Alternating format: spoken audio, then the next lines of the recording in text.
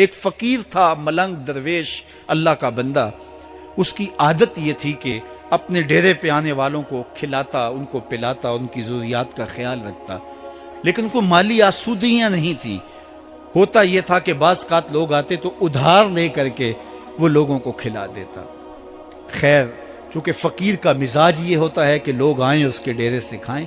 بابا بلے شاہ نے بھی کہا تھا نا، اٹ کھڑک کے دکڑ وجے تتا ہووے چلا، آن فقیر کھا کھا جاون راضی ہووے بلا. یہ فقیروں کا مزاج ہے. تو جو بھی آتا اس کے ڈیرے سے کھاتا اور وہ ادھار اٹھا اٹھا کے لوگوں کی ضروریات کو پورا کرتے رہتے. وقت آخر آ گیا، جن لوگوں نے ادھار دیا تھا وہ سارے تقاضا کرنے آ گئے. اب بابا جی کو کیا فکر لاحق ہے کہ یہ میرے مہمان اور میں ان کو کچھ پیش کرنے کی صلاحیت نہیں رکھتا. ایک بچہ تھا، وہ کچھ سامان بیچ رہا تھا، پتیسا بیچ رہا تھا یا کوئی اور چیز بیچ رہا تھا. اس نے گلی سے گزرتے ہوئے آواز لگائی، خادم کو کہا سے بلا کے لاؤ. کہا تم بیچ رہے ہو تو میرے مہمانوں کو کھلا دو. بچہ بڑا خوش ہوا کہ میں سارا دن گلیوں میں گھوم کے یہ پتیسا بیچنا تھا، اب یہ ایک جگہ ہی سارا فروخت ہو گیا تو یہ تو موج لگ گئی، میں جلدی گھر چلا جاؤں گا، میری ماں خوش ہوگی. تو سارا ان مہمانوں کو کھلا دیا گیا. اور اس کے بعد کہا بابا جی پیسے.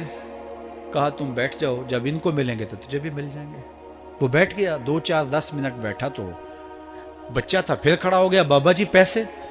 کہا جب ان کو ملیں گے تو تجھے بھی مل جائیں گے.